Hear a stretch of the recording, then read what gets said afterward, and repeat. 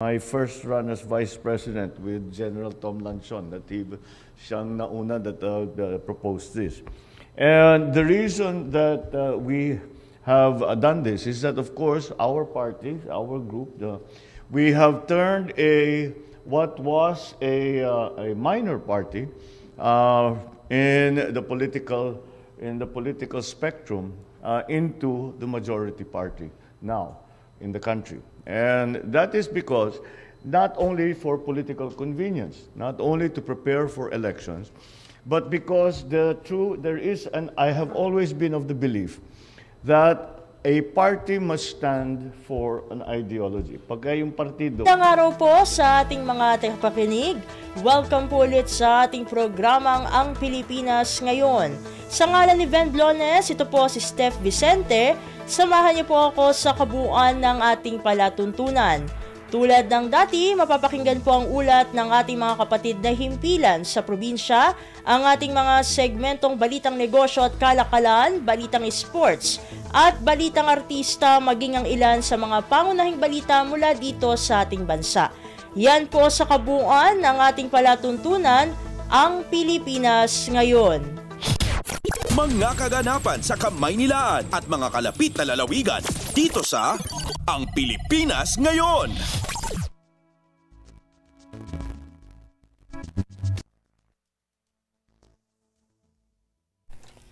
Sa mahalagang balita, pinangunahan ni Pangulong Ferdinand R. Marcos Jr. ang oath of office ng mga bagong miyembro ng Partido Federal ng Pilipinas o PFP sa isang seremonya sa Palasyo ng Malacanang nitong Huwebes, Agosto 24. Matatandaan na binigyan ng Commission on Elections o COMELEC ng accreditation ang PFP noong Oktubre ng taong 2018. Matatandaan rin na si Pangulong Marcos ang nagsilbing standard bearer ng naturang partido noong 2022 national elections. Atin ang pakinggan o subaybayan ang naging mensahe ni Pangulong Ferdinand R. Marcos Jr. sa naturang kaganapan. Good morning to everyone and all the, especially of course the new members of our party, the Partido Federal ng Pilipinas, headed, of course, who has been helmed really since the beginning of the campaign by Governor Jun Tamayo. But of course, the origin of this goes back to my first run as vice president with General Tom Lanchon, siyang nauna that proposed this.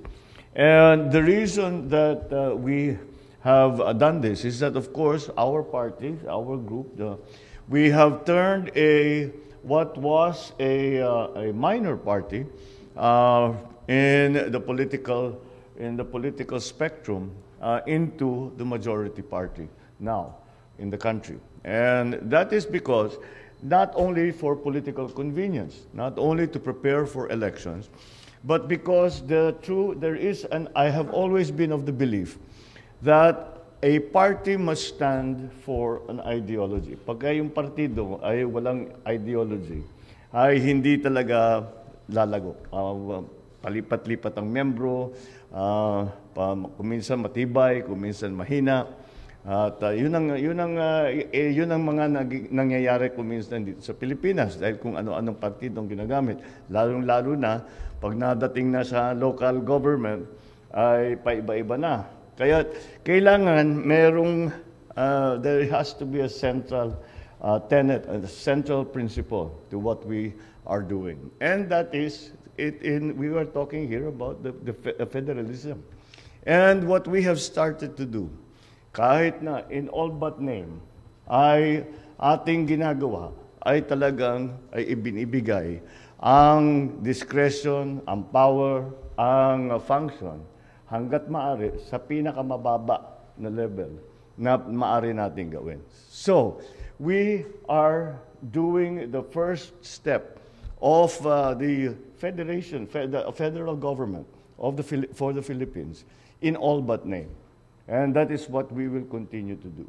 And that is very simple, that derives from a very simple idea, that the stability of a political structure is much more dependent, much more reliable when we have many power centers.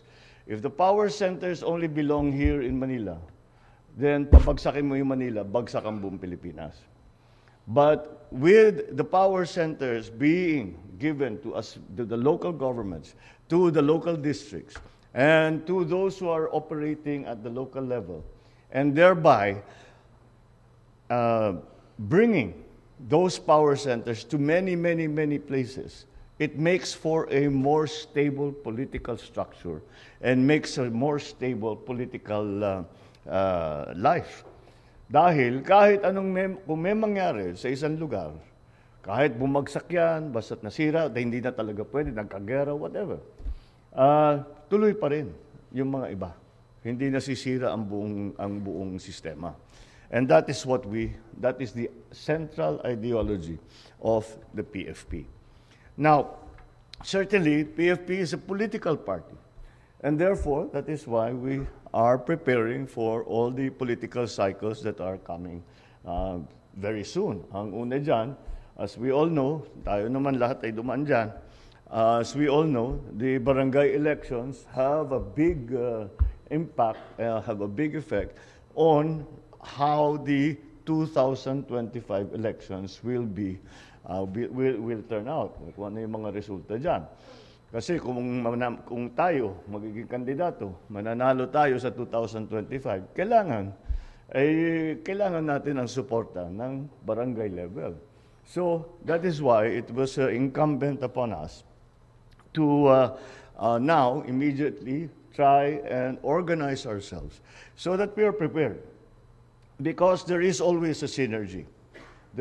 Kung meron tayong mga kasama na kailangan ng tulong galing sa partido, kung may matibay ng partido na talagang nagtatrabaho, na talagang may ginagawa, ay makakatulong yan doon sa ating kandidato.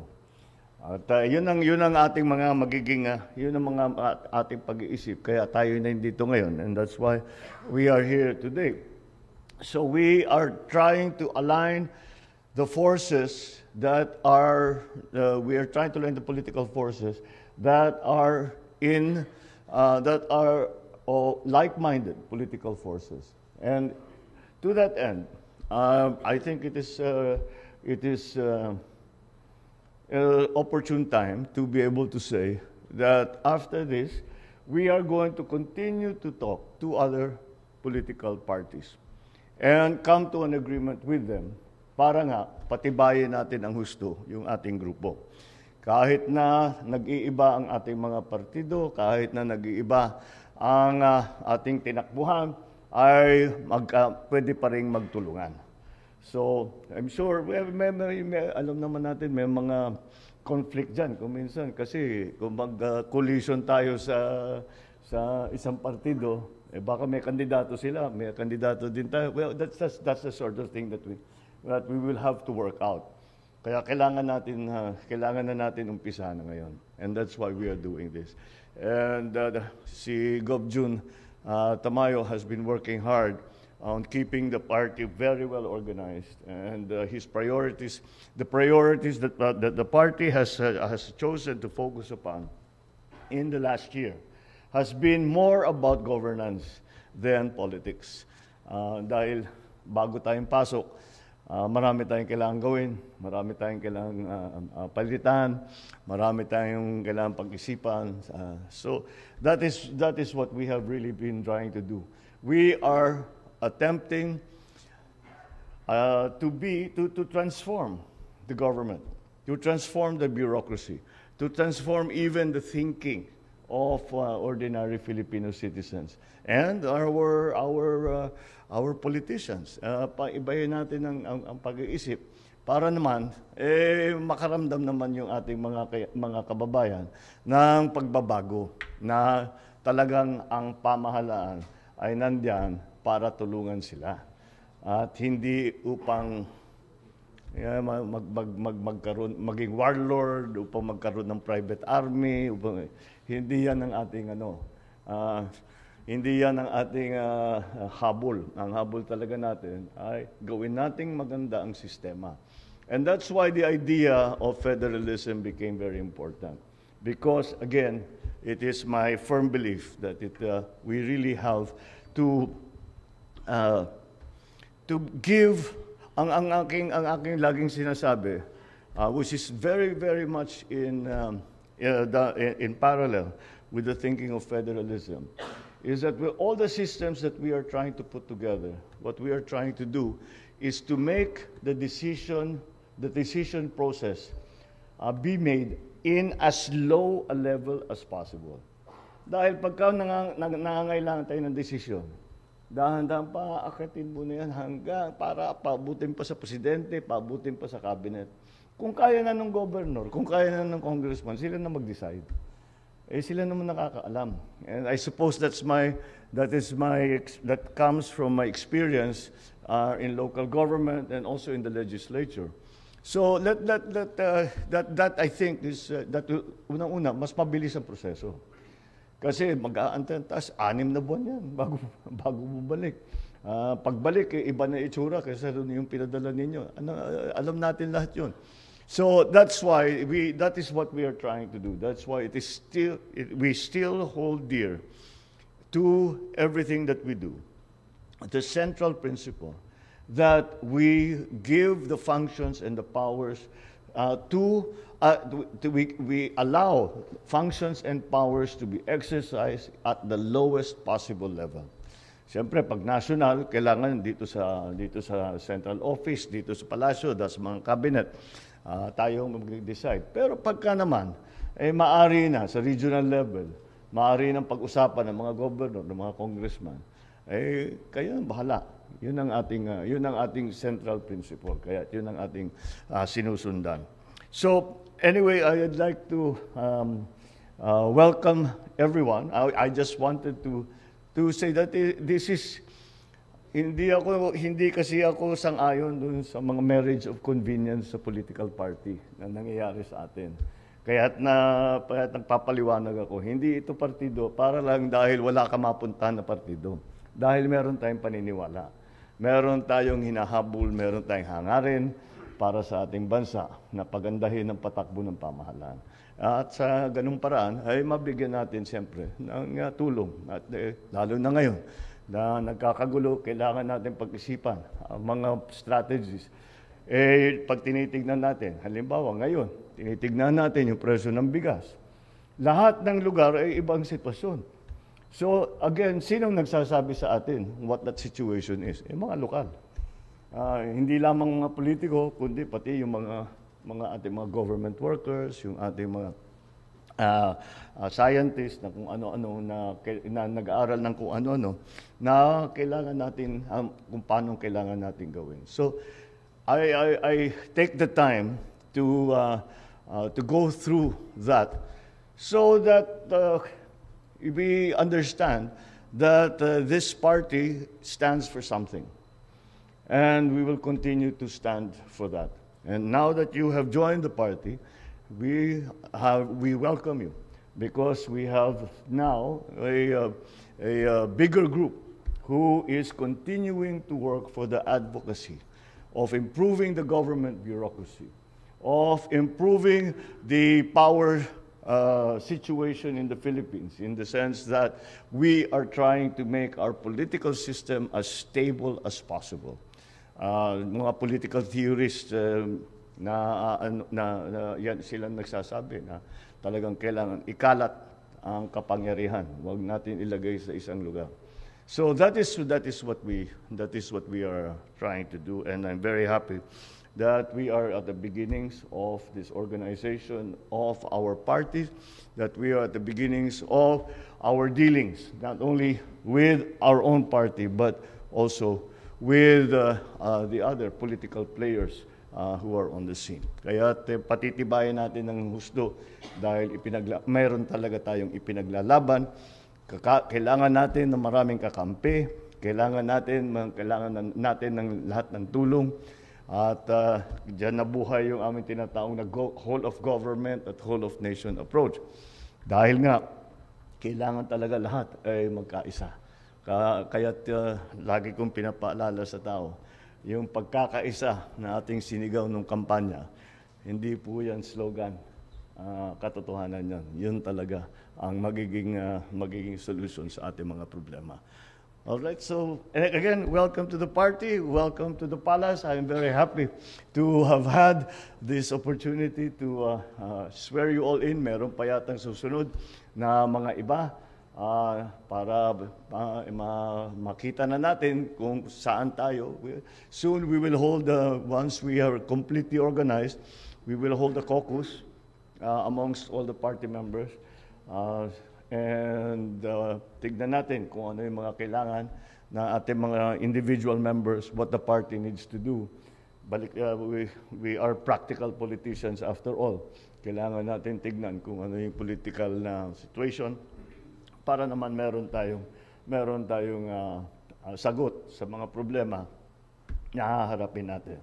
So thank you all very much, and I'm happy that you were able to come and take the oath personally here in the palace, and welcome to the PFP. Maraming salamat.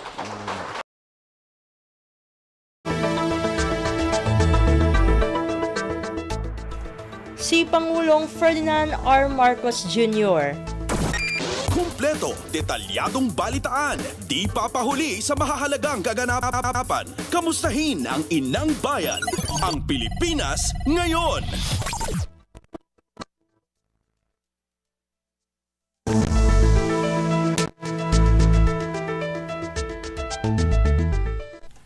Sa iba pang mga balita, Pangulong Ferdinand R. Marcos Jr. pinatitiyak na may nakalatag na safeguards para sa mga online government procurements, overpricing pinababantayan.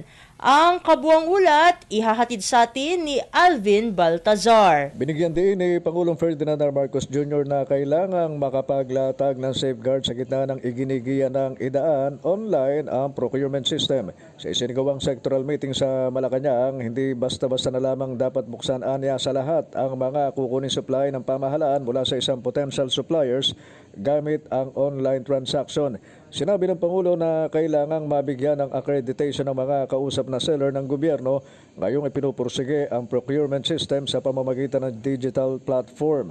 Nangyayari kasi anya talaga na may mga na-deliver sa isang buyer na ang buong pag-aakala ay matatanggap nito ang item na kanyang in-order, subalit sa sandaling binuksan ng kahon ay madidiscovering wala pala itong laman.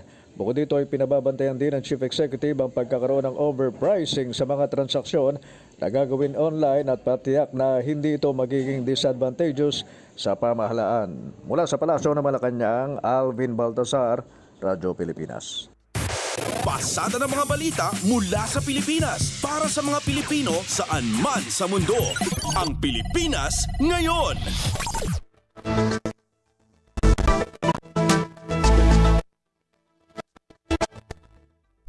Samantala, nakatutok ang Administrasyong Marcos sa mga ahensya ng pamahalaan upang matiyak na nakagagawa sila ng progreso pagdating sa ease of doing business. Ayon kay National Economic and Development Authority o NEDA Director General Arsenio Balisacan, target ng pamahalaan ang malakihang investment para mapaganda ang kalidad ng trabaho. Paliwanag niya, sa kanyang pananaw, hindi naman problema ang trabaho kundi ang kalidad ng hanap buhay. We need nothing less than investment, not just in the public sector, but even more importantly in the private sector that makes that improvement in the quality of jobs possible. Kumpleto, detalyadong balitaan, di papahuli sa mahahalagang kaganapan. Kamustahin ang inang bayan, ang Pilipinas ngayon.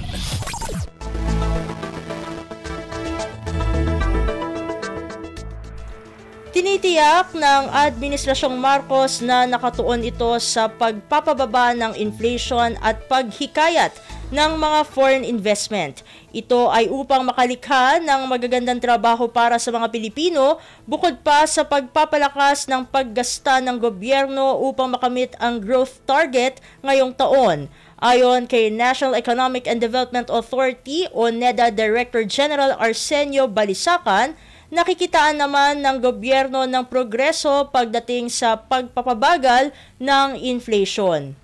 As we have seen, we have made significant progress since January of this year in slowing down inflation, and we would want to continue moving in that direction. And if we do that, if we succeed in that, it will be a big boost to our domestic demand and our growth. Si NEDA Director General Arsenio Balisacan. Pasada ng mga balita mula sa Pilipinas para sa mga Pilipino saan man sa mundo. Ang Pilipinas Ngayon.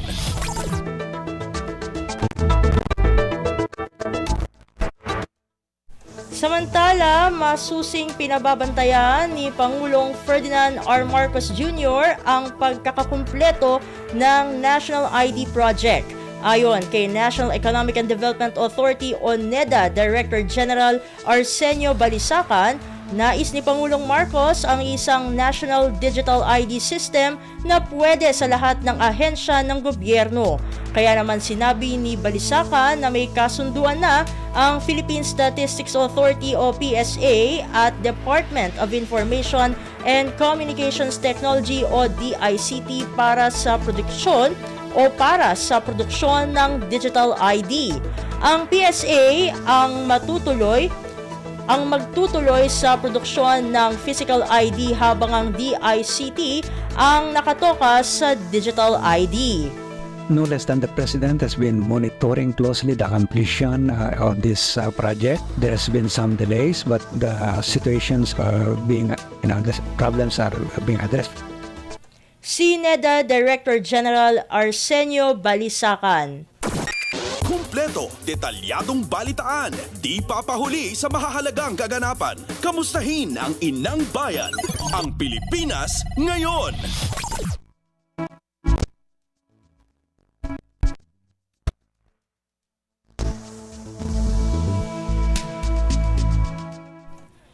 Samantala, National Economic and Development Authority o NEDA, positibo ang pananaw sa posibleng dagdag sweldo para sa mga government employees sa taong 2024. Ang kabuang ulat, ihahatid muli sa atin ni Alvin Baltazar. Naniniwala si National Economic Development Authority Director General Arsenio Balisacan na magiging maganda ang resulta ng ginagawang pag-aaral sa salary increase ng mga nagtatrabaho sa gobyerno. Sa Malacanang briefing, ipinahayag ni Balisacan na naniniwala siyang ang dapat na lang pag-usapan ay kung magkano ang itatahas sa sahod. Kailangan na niyang matimbang ang ilang mga bagay kayong bukod sa kapakanan ng mga government employees ay may iba pang usapin na dapat mapag-ukulan ng masusing pag-aaral. Sa usaping budget kasi ayon sa NEDA Chief ay dapat maisaalang-alang ang pagtatakda ng ceiling upang maiwasan ng mga mabawasan ang pondo ng ibang ahensya na kailangan din naman ng karampatang budget. Ang kailangan lang, sabi ni Balisacan, ay matimbang na mabuti ang pag-uukol ng pondo at sa huli ay makamit ang win-win situation. Pakinggan natin si NEDA Chief Arsenio Balisacan. I think it's just a question now of how much, but I think that there is a provision in the budget for 2024, for example, for for a salary increase, no? But it's just a question of what is affordable from the viewpoint of the broader interest. Mula sa Palasyo ng Malacanang, Alvin Baltazar, Radyo Pilipinas. Kumpleto, detalyadong balitaan, di papahuli sa mahahalagang kaganapan. Kamustahin ang Inang Bayan, ang Pilipinas Ngayon.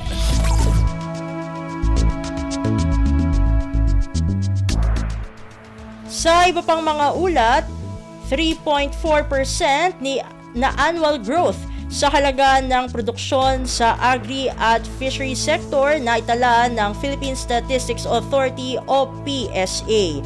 Ang detalye ng balita ihahatid sa atin ni Mary Ann Bastasa.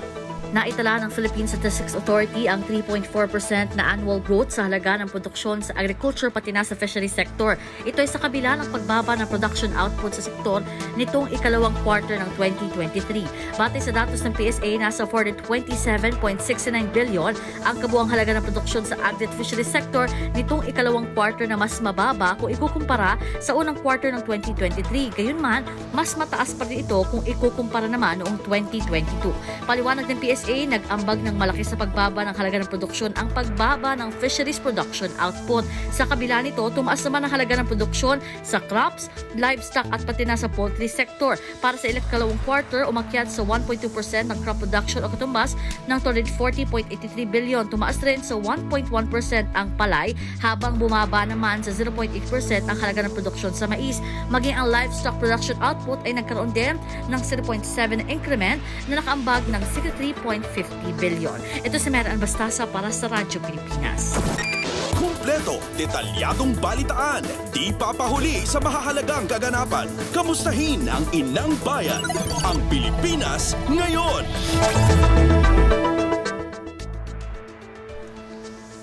Samantala, bidding para sa operasyon at rehabilitasyon ng Ninoy Aquino International Airport o NAIA binuksan na ng Department of Transportation o DOTR.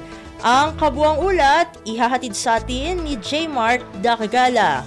Inanunsyo ng Department of Transportation o DOTR ang pagbubukas ng bidding para sa mga nagnanais sa mamangasiwa sa operasyon at rehabilitasyon ng Ninoy Aquino International Airport o NAIA. Dahil dito, kapwa inanyayahan ng DOTR at Manila International Airport Authority o MIAA ang mga interesadong kumpanya na lumahok sa single-stage competitive bidding process. Ang gagamitin modality rito ay Build, Operate, Expand, Transfer na nakaangkla naman sa Build, Operate, and Transfer o BOT Law. Gayon din ang 2022 Revised Implementing Rules and Regulations o IRR nito. Ang sino man nagnanais lumahok para maging bidder ay mangyari magtungo lamang sa website ng DOTR, MIAA at sa Public-Private Partnership Center. Magugunit ang inaprubahan ng National Economic Development Authority o NEDA ang mahigit sa 170 bilyong pisong NAIA PPP project.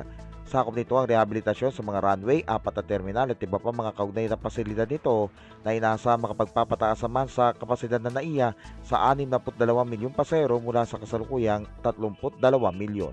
J. Mark Dagala, Radyo Pilipinas. Pasada ng mga balita mula sa Pilipinas para sa mga Pilipino saan man sa mundo. Ang Pilipinas ngayon.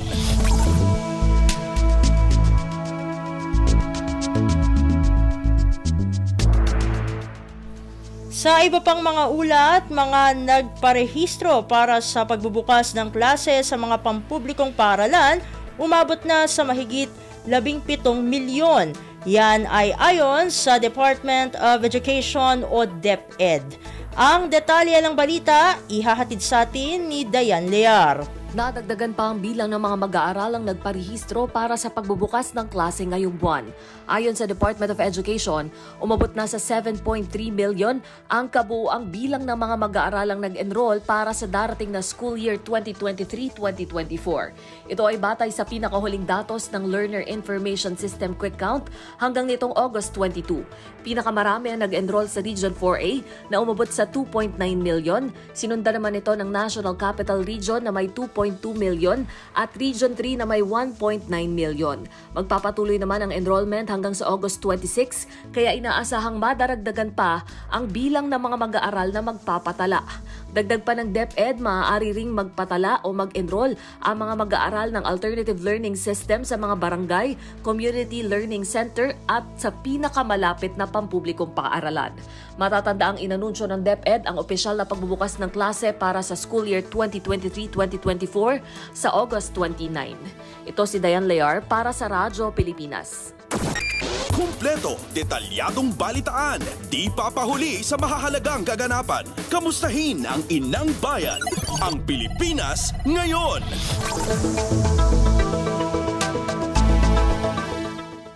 Samantala, Department of Education o DepEd nangangailangan ng dagdag na pondo para matugunan ang kakulangan ng silid-aralan sa buong bansa. Ang kabuang ulat, ihahatid sa atin ni Nympha Asuncion. Kakailanganin ng Department of Education o DepEd ng 397 billion pesos na pondo para tugunan ang kakulangan ng mga silid-aralan sa buong bansa.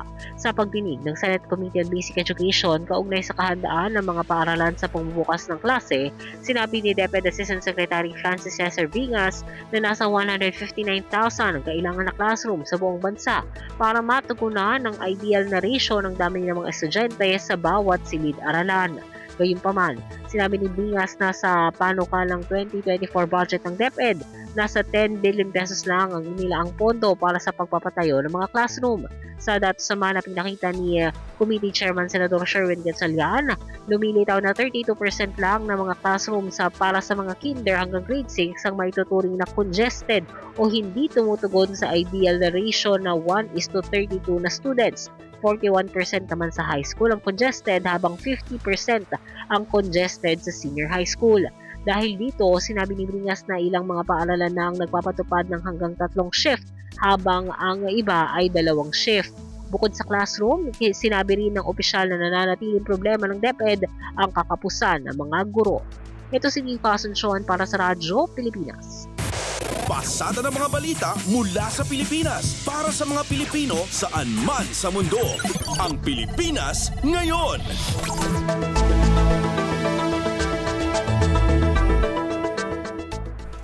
At iyan ang mga maiinit na balita para sa araw na ito. Samantala, ating antabayanan ang mga ulat mula sa ating mga kapatid na himpilan sa probinsya para sa Regional News.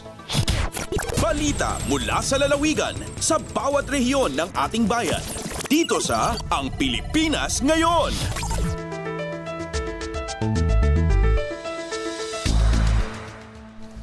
Narito na ang bugso ng ating mga regional news. Dumako muna tayo sa rehiyon ng Luzon. Modernisasyon ng tricycle sa lungsod ng Lawag, pinag-aaralan ng Sangguniang Panlungsod. Ang kabuuan ng ulat, ihahatid sa atin ni Edmar Ines mula sa Lawag. Pinag-aaralan na ng Sangguniang Panlungsod ng Lawag ang modernisasyon ng mga papaserong tricycle na namamasada sa naturang lugar. Ayon kay City Vice Mayor Carlos Pariñas, nais ng konseho na baguhin ang tricycle code sa lungsod ng Lawag kung saan ang tricycle ay isang motorsiklo na may nakakabit na sidecar. Ngayong panahon ay mayroon na talagang tricycle na isang motorsiklo na may 3 gulong at passenger seat. Ang makabagong tricycle ay mas maluwang at ligtas ang mga pasero dahil nakabuilt-in ang passenger seat sa katawan ng motorsiklo, samantalang ang lumang tricycle ay nakakabit ang sidecar sa motorsiklo na walang tamang sukat na kung minsan ay masikip at mababa na maging dahilan na hindi komportable ang mga pasero. Umaasa ang makagawad ng konseho sa lungsod ng Lawag na susuportahan ng mga tricycle operators at drivers ang kanilang panukala para sa kapakanan ng mga pasero. Mula sa lungsod ng Lawag, ito si Ed Marines para sa Radyo Pilipinas World Service. Balita mula sa lalawigan sa bawat rehiyon ng ating bayan. Dito sa Ang Pilipinas Ngayon.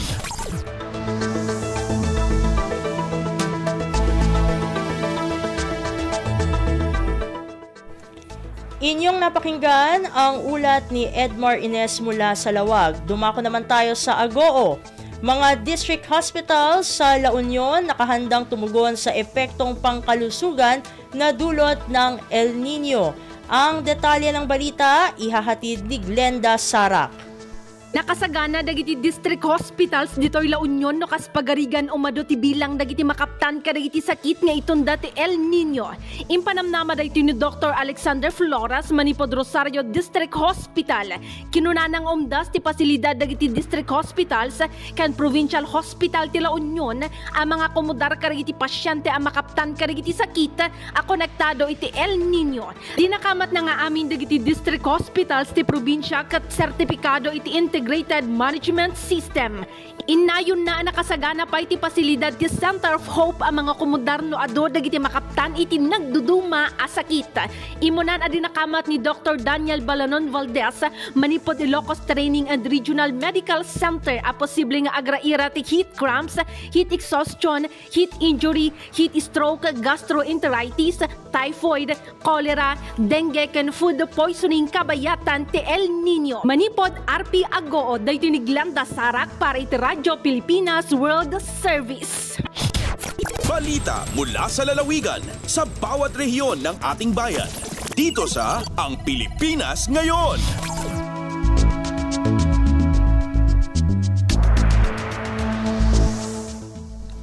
Inyong napakinggan ang ulat ni Glenda Sarak mula sa Agoo. Pumunta naman tayo sa rehiyon ng Kabisayaan. Sangguniang panglungsod ng Borongan, isa sa ilalim sa ebalwasyon ng DILG Eastern Samar para sa Local Legislative Award.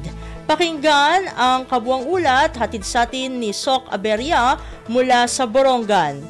Iginugsodan DILG Eastern Samar Evaluation Team nga da Agosto 31 adun pagsubmiteran sang Gunian Panglungsod SP Borongan City ang gingkikinahanglan nga mga dokumento Local Legislative Award o LLLA. Ining kasumpahin pagrepresentar ang sanggunian ng syudad LLLA Regional Category. Una na iginsayo da SP ni Mrs. Florlita Mocoro, City Local Government Operations Officer, nga dun criteria ng LLLA ang madun masunod: responsiveness of legislative agenda, availability of legislative documents, effectiveness of performance of the sanggunian, efficiency of performance of the sanggunian, legislative citations and awards, ug capacity development for legislators and staff, kundiin kinahanglan diri maubos sin 85% atun rating ang SP agud makasulod iniha LLA Regional Category. Sigun kan Mrs. Mocorong igbabase atun nasabing evaluation atun performance ang SP sa kabin tulo ka tuig han Hulyo 1 han tuig 2019 nga dahan Hunyo 30 tuig 2022. Tika nga syudad han Borongan, Sok Aberia, Radyo Pilipinas World Service. Balita mula sa lalawigan sa bawat rehiyon ng ating bayan. Dito sa Ang Pilipinas Ngayon.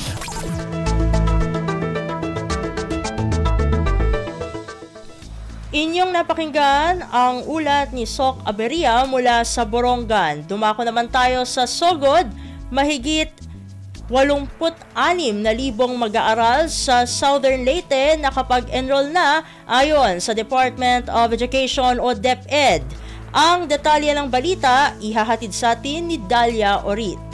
Anaa sa kapin 86,000 ka mga tinunan gikan sa 378 ka mga eskwelahan sa tibuok Southern Leyte ang hingpit na nga naka-enroll para sa school year 2023 to 2024 base sa pinakauhi nga update sa Department of Education kon DepEd as of August karong tuiga.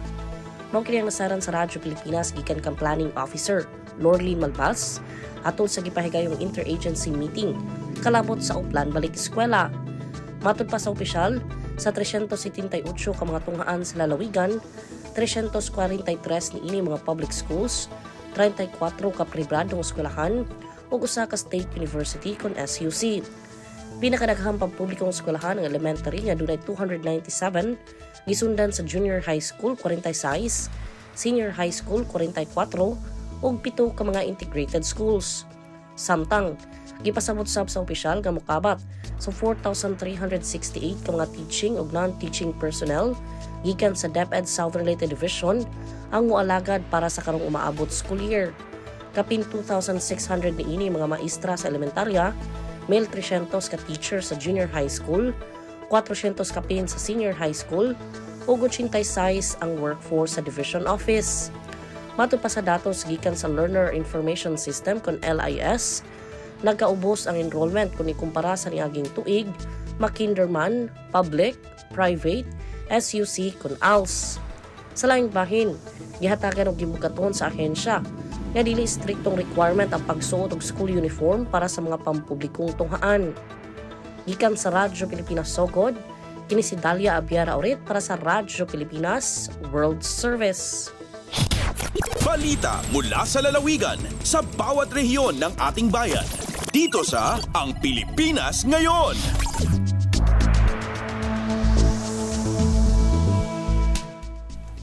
Inyong napakinggan ang ulat ni Dalia Orit mula sa Sogod. Pumunta naman tayo sa rehiyon ng Mindanao.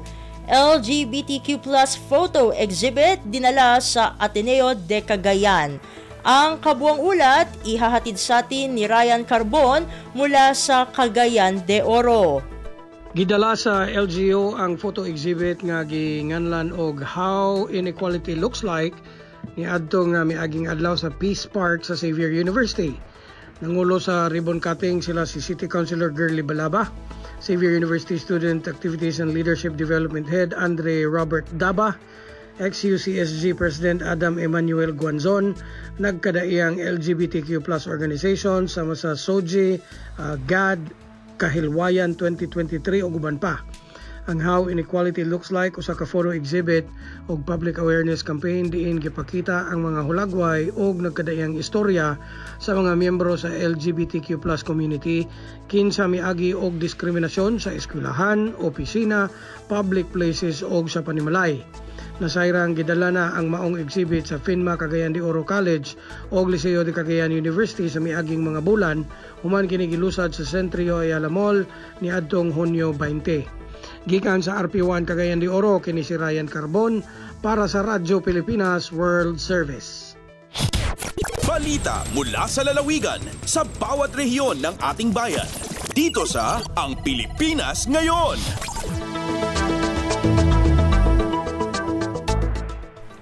Inyong napakinggan ang ulat ni Ryan Carbon mula sa Cagayan de Oro. Dumako naman tayo sa Zamboanga. Kontrata para sa muling pagbubukas ng School of Nursing sa MSU Ipil Campus sa Zamboanga, Sibugay, opisyal nang nilagdaan. Pakinggan ang detalye ng balita na ihahatid sa atin ni Lesty Cubol. Opisyal ang gilagdaan sa pangagaman ng probinsyal sa Zamboanga, Sibugay ug sa pamunuan sa Mindanao State University o MSU ang kasabutan alang sa subling pagbukas sa MSU School of Nursing Ipil Extension sa lungsod sa Ipil sa lalawigan sa Zamboanga, Sibugay. Ang kasabutan, gilagdaan tali nila ni Sibugay Governor Dulcean Quijopher ug Attorney Basari Mapupuno, presidente sa MSU. Ang subling pagbukas sa School of Nursing sa MSU Ipil Campus mao ang katumanan sa saad ni Governor Ann Quijopher sa mga Sibugaynon nga subli niyang buhion ang nagsilbing kabilin sa iyang mitaliwang amahan nga si Dr. George Hopper, ang unang gobernador o founding father sa Zamboanga, Sibugay. Sa mensahe atol sa paglagda sa Memorandum of Agreement, gipadayag ni Hopper ang iyang tidunanay nga pasalamat sa tigdumala sa MSU diya sa ilang pagtinabangay nga mapalambo ang healthcare education system sa lalawigan. Misado sab ang gobernadora nga ibubo niya ang iyahang suporta aron mapalambo pagayo ang nursing profession, ang medical o ang susamang matang sa edukasyon sa lalawigan. Ang MSU School of Nursing Ipil Extension gikatakda nga magbukas karong bulan sa Setyembre alang sa school year 2023-2024. Nagpadayon sa ground ang online application alang sa mga estudyante nga interesadong mukuha sa kursong nursing. Gikan diri sa Radyo Pilipinas Zamboanga, kini Celeste Cubol para sa Radyo Pilipinas World Service. Balita mula sa lalawigan sa bawat rehiyon ng ating bayan. Dito sa Ang Pilipinas Ngayon.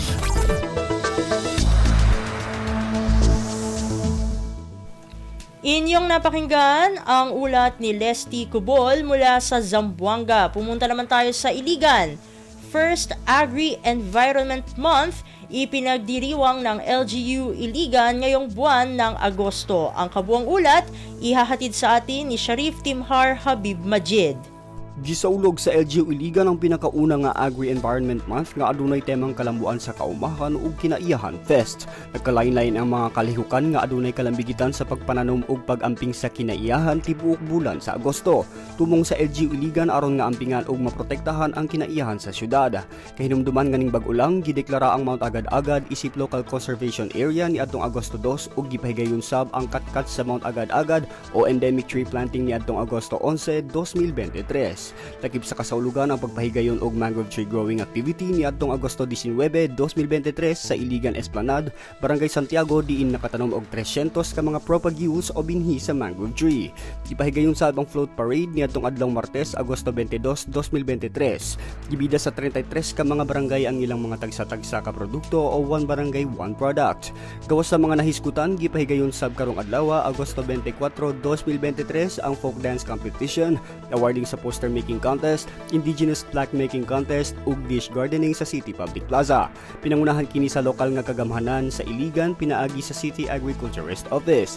Gikan dinhi sa Radyo Pilipinas Iligan kini si Sheriff Timhar Hassan Nabi Majid alang sa Radyo Pilipinas World Service. Balita mula sa lalawigan sa bawat rehiyon ng ating bayan. Dito sa Ang Pilipinas Ngayon.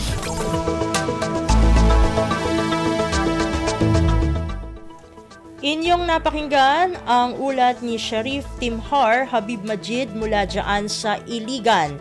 Dito na natatapos ang ating regional news. Narito naman ang ating segmentong Balitang Negosyo at Kalakalan na ihahatid sa atin ng ating kasamahang si Win Peñano.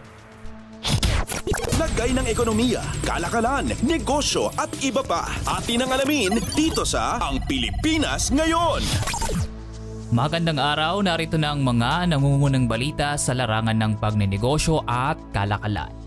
Suportado ng Credit Card Association of the Philippines o CCAP ang ginawang hakbang ng Monetary Board ng Bangko Sentral ng Pilipinas o BSP na panatilihin sa 3% ang monthly interest rate ceiling sa credit cards. Ayon kay CCAP Executive Director Alex Ilagan, suportado ng kanilang grupo ang intensyon ng BSP na balansehin ang interes ng cardholders at credit card issuers na kapwa pa bumabangon mula sa nagdaang pandemya. Sinabi rin ni Ilagan na patuloy ang kanilang kolaborasyon sa BSP para i-assess ang interest rate ceilings at kanilang ikinalulugod ang ganitong pagtutulungan. Kamakailan nang i-anunsyo ng BSP ang pagpapanatili ng 3% interest rate ceiling sa mga credit card transaction. Paliwanag ni BSP Governor Eli Remolona Jr., paraan nila ito para mabalanse ang pagbibigay access sa consumer sa credit card financing at masiguro ang pangmatagalang viability ng mga bangko o credit issuers mula sa patuloy na pagbibigay ng kalidad na serbisyo sa kanilang mga kliyente. Bukod sa 3% finance charge kada buwan o 36% kada taon, pinanatili rin ng Monetary Board sa 1% ang monthly add-on rates sa installment loans at sa 200 piso kada transaksyon ang maximum processing fee sa pag-avail ng credit card cash advances. Ang review sa nasabing singilan ay isinasagawa ng board kada 6 na buwan. Huling nagtaas ng interest rate ceiling sa mga credit card transaction ang BSP noong Enero mula 2% patungong 3%. Lagay ng ekonomiya, kalakalan, negosyo at iba pa. Atin ang alamin dito sa Ang Pilipinas Ngayon. Sa iba pang balita, iniulat ng geothermal well drilling service provider na Therma Prime Drilling Corporation ang pagkakakompleto ng ilang drilling project sa Luzon na siyang magpapalakas pa sa steam production ng Philippine Geothermal Projection Company Incorporated o PGPC. Ayon sa Therma Prime na bahagi ng Lopez-led First Philippine Holdings Companies, nasa 12 production wells, 3 multilateral injection wells at 10 workover jobs ang kanilang natapos sa loob ng 4 na taon. Dahil sa pagkakakompleto ng mga ito, napalakas pa nila ang steam production ng PGPC sa 100 megawatts mula sa mga geothermal plants sa Laguna, Batangas at sa bayan ng Tiwi sa Albay. Una nang inanunsyo ng PGPC na subsidyaryong pagmamayari ng SM Investment Corporation ang 3 bilyong pisong pamumuhunan kada taon para sa pagdevelop ng 5 pang geothermal projects sa Luzon. Layon rin ng kumpanya na mapaangat pa sa 600 megawatts ang renewable energy output nito salig sa hangarin ng pamahalaan na mapataas ang share ng renewables sa energy mix. Lagay ng ekonomiya, kalakalan, negosyo at iba pa. Atin ang alamin dito sa Ang Pilipinas Ngayon. Binalaan ng Securities and Exchange Commission o SEC ang publiko na huwag mamuhunan sa White Dragon Investment Group. Ito'y kasunod ng mga ulat na nag-aalok o nagsusulisit umano ang kumpanya ng mga investment kapalit ang malaking kita sa maikling panahon. Ayon sa SEC, hindi rehistrado ang kumpanya sa kanilang komisyon, gayon na rin ang inaalok nitong investment contract na anilay paglabag sa Sections 8, 26 at 28 ng Securities Regulation Code o SRC. Salig naman sa Financial Products and Services Consumer Protection Act o FCPA, pinagbabawalan din ang anumang investment fraud gaya ng Ponzi scheme na nangangako o nag-aalok ng kita na kinukuha rin sa kontribusyon ng mga bagong investor at sa pagbebenta ng investment scheme sa publiko nang walang kaukulang lisensya. Payo ng SEC sa publiko, agad na ihinto ang anumang investment sa White Dragon at iwasan ang pamumuhunan dito, gayon na rin sa ibang entities o individual na may alok na kaparehong investment scheme. Babala naman ito sa White Dragon at sa mga tumatayong broker, salesperson, dealer o ahente ng kumpanya na maaaring makasuhan at mapanagot ang mga ito sa ilalim ng SRC at FCPA kung saan may magkahiwalay na multang 5 milyong piso o 21 taong pagkakakulong o parehong penalty. Una nang napabalita ang pagre-recruit umano ng White Dragon sa mga investors sa pamamagitan ng pag-aalok ng investment na hindi bababa sa 100,000 piso kapalit ang 3% buwanang kita o 36% investment return sa loob ng 1 taon. Wala pang inilalabas na anumang pahayag ang White Dragon hinggil sa abiso ng SEC. Lagay ng ekonomiya, kalakalan, negosyo at iba pa. Atin ang alamin dito sa Ang Pilipinas Ngayon. At yan po ang mga balitang aming nakalap sa larangan ng pagninegosyo at kalakalan. Para sa Radyo Pilipinas World Service, ako po si Win Peñano. Magandang araw pong muli. Lagay ng ekonomiya, kalakalan, negosyo at iba pa. Atin ang alamin dito sa Ang Pilipinas Ngayon.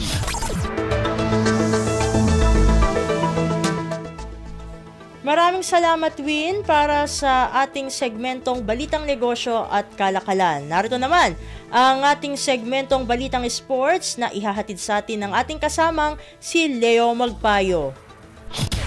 Updates at pinakahuling mga usapin sa mundo ng palakasan. Atin ang pakinggan dito sa Ang Pilipinas Ngayon.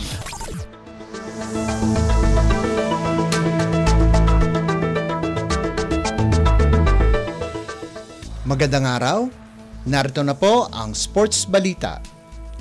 Inilabas ng Samahang Basketball ng Pilipinas o BSP ang Final 12 lineup ng Gilas Pilipinas na sasabak sa FIBA Basketball World Cup 2023 simula nitong Agosto 15. Kinumpirma ni SBP President Al Panlilio ang lineup na kinabibilangan ni Jordan Clarkson, Kai Soto, Dwight Ramos, Scottie Thompson, Junmar Fajardo, Jamie Malonzo, Japeth Aguilar, Renz Abando, R.R. Pogoy, A.J. Edu, C.J. Perez at Kiefer Ravena. Ibig sabihin nito na si Chris Newsome ang huling player na hindi nakapasok sa final lineup. Una nang hindi nakapasok sa lineup sina Ray Parks Jr. at Thirdy Ravena na hindi nakapaglaro sa 3 tune-up games laban sa Ivory Coast, Montenegro at Mexico, habang si Calvin Oftana naman ay hindi nakadalo sa practice ng Gilas nitong Martes. Si Clarkson ang mangunguna para sa Gilas dahil siya ang may pinakasikat na pangalan. Naniniwala naman si Filipino-American coach Eric Spoelstra na magiging game changer ang Utah Jazz shooting guard para sa Gilas na target na maging top Asian finisher sa World Cup para makakuha ng spot sa Paris Olympics. Dagdag ni Spoelstra na malaking tulong talaga ang may inaasahang player. Inaasahang si Clarkson ang magdadala ng opensa ng Gilas sa FIBA World Cup simula Biyernes kung saang makakatapat nila ang Dominican Republic na gaganapin sa Philippine Arena sa Bocaue, Bulacan. Updates at pinakahuling mga usapin sa mundo ng palakasan. Atin ang pakinggan dito sa Ang Pilipinas Ngayon.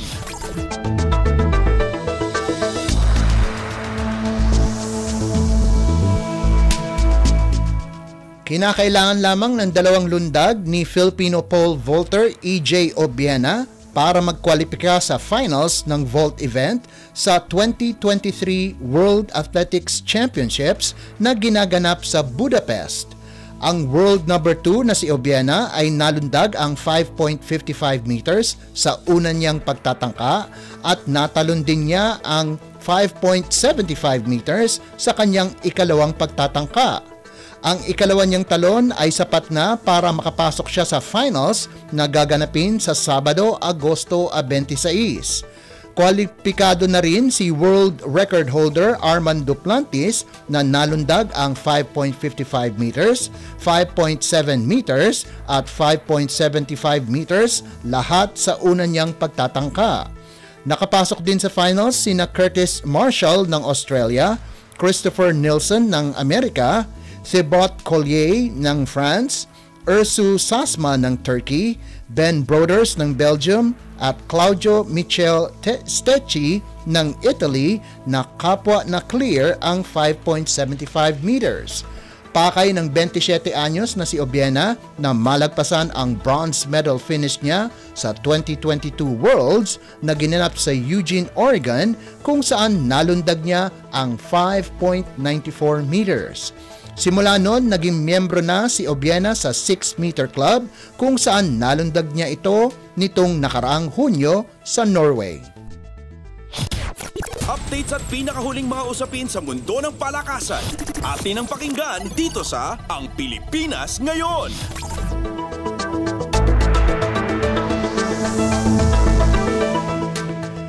Pagkatapos ang 5 sets na pagkatalo sa Vietnam Team 2, bumawi naman ang Chocomucho Flying Titans laban sa Suwon City ng Korea sa VTV Cup 2023.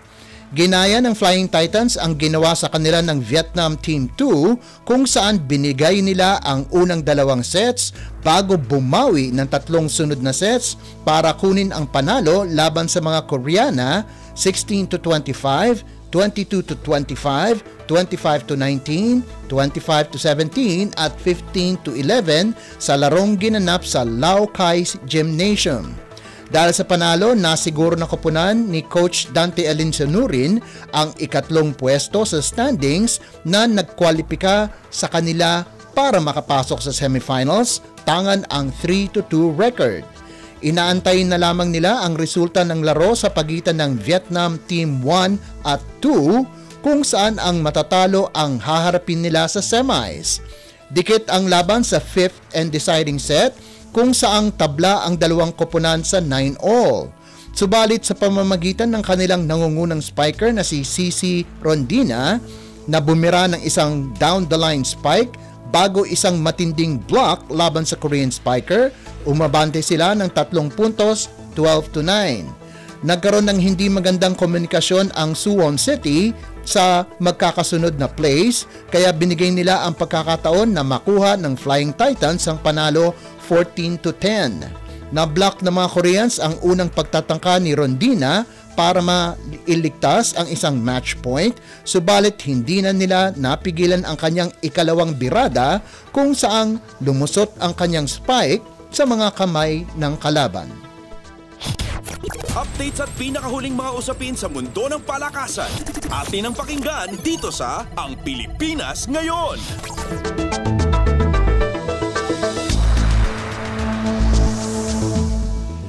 At yan ang pinakahuling balita sa larangan ng palakasan. Para sa Radyo Pilipinas World Service, ito po si Leo Magpayo. Magandang araw. Updates at pinakahuling mga usapin sa mundo ng palakasan. Atin ang pakinggan dito sa Ang Pilipinas Ngayon.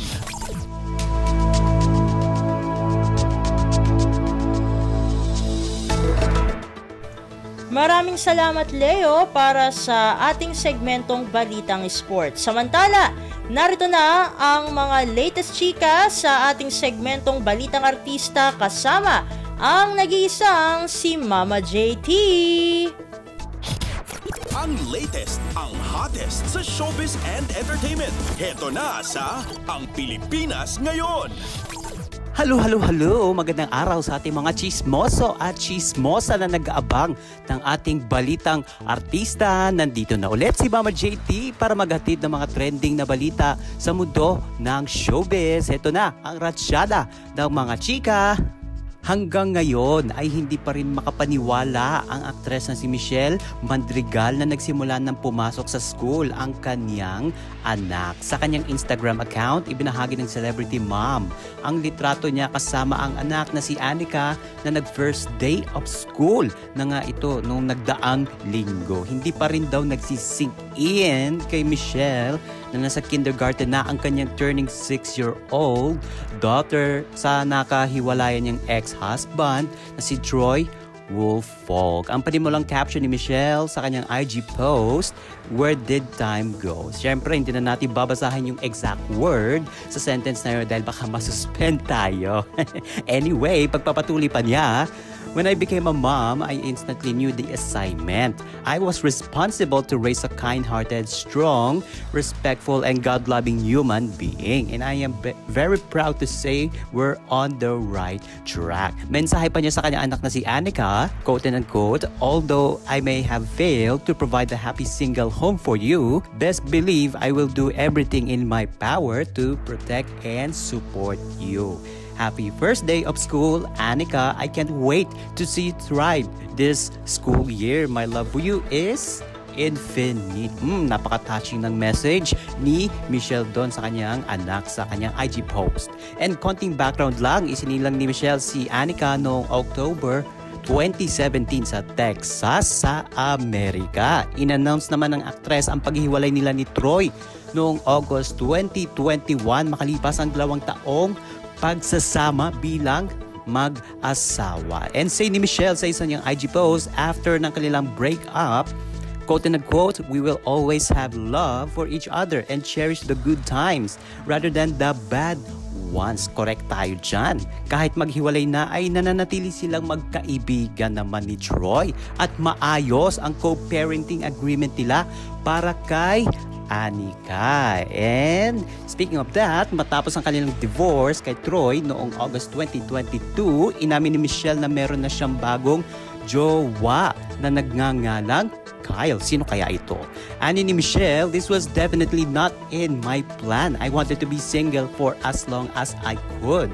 But boy, I'm so glad it happened. It's so freeing to feel like a lady again and not having to be in a fight or flight mode all the time. It feels like home." Pero makalipas lamang ang ilang buwan, in-announce ni Michelle sa buong universe na, "I'm 34, divorced, single, mom of 1, healing, and happy." Sa isa pang IG post ni Michelle ilang linggo ang nakaraan, nagbahagi rin siya ng mensahe para sa anak. Quote and unquote, "I'm so devoted to give you the life you deserve, Anika. I love being your mama.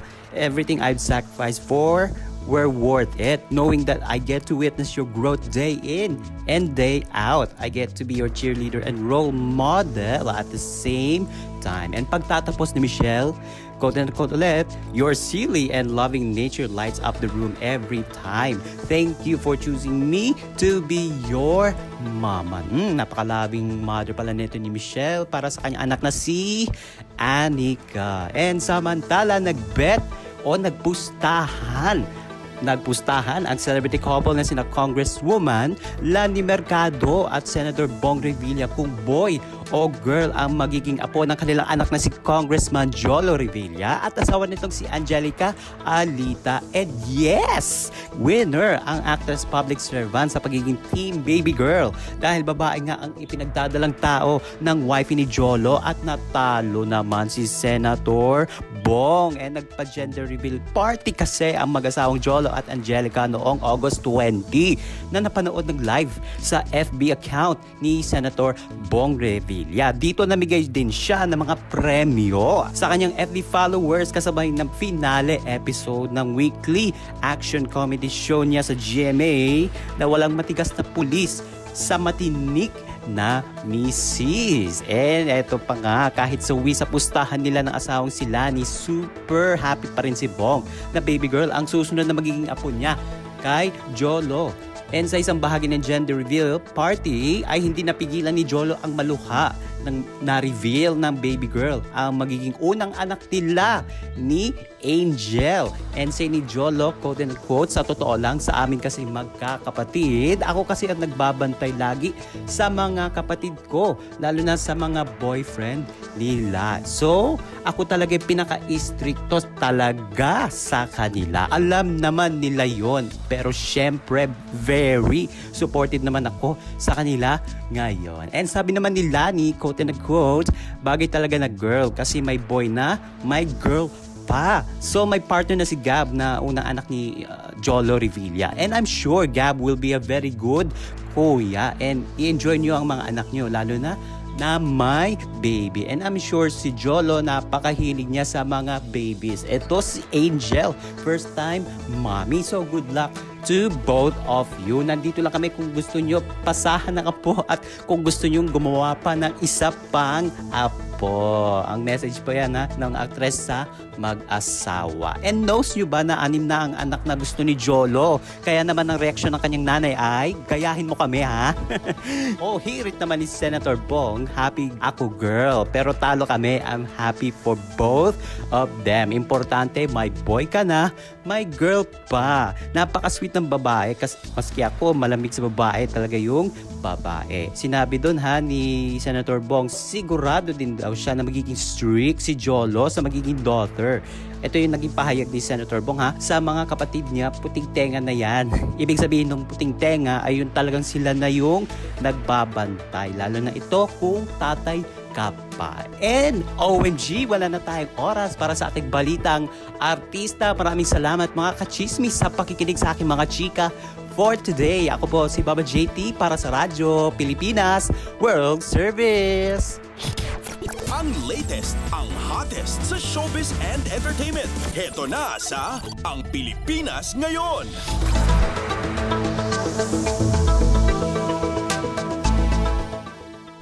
Maraming salamat Mama JT para sa ating segmentong Balitang Artista. At yan po ang kabuuan ng ating programa para sa araw na ito. Samantala, magpapasalamat tayo sa ating mga nakasama sa ating transmitter site sa Tinang. Sa studio, kasama natin si Milo Janela, Susan Aison at Anthony Pimentel.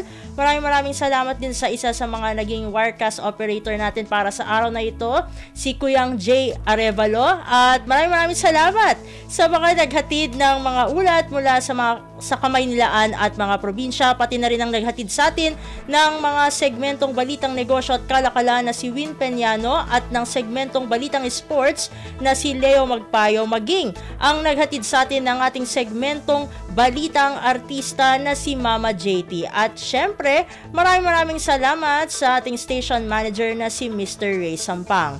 Maraming salamat po hanggang sa susunod na edisyon ng ating programa. Huwag kalimutang mag-like, mag-follow at mag-subscribe sa mga social media account ng Radyo Pilipinas World Service upang maging laging updated sa mga mahahalagang balita. Sa ngalan ni Ven Blones, ito po si Steph Vicente. Mabuhay po tayong mga Pilipino.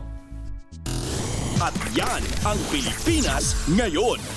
Muling samahan si Ven Blones sa parehong oras at alamin ang pinakahuling mga kaganapan at balita saan man kayo naroon. Ang Pilipinas Ngayon.